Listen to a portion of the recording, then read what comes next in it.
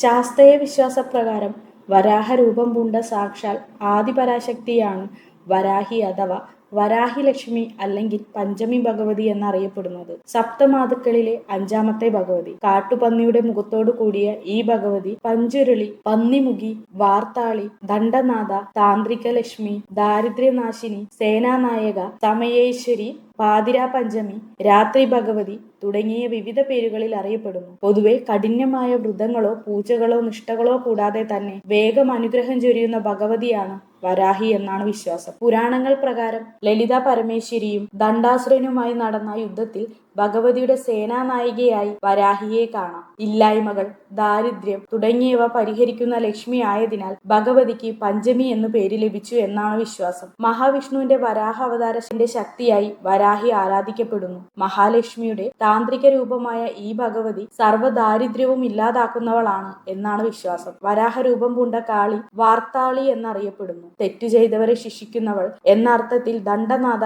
എന്നും വിളിക്കപ്പെടുന്നു.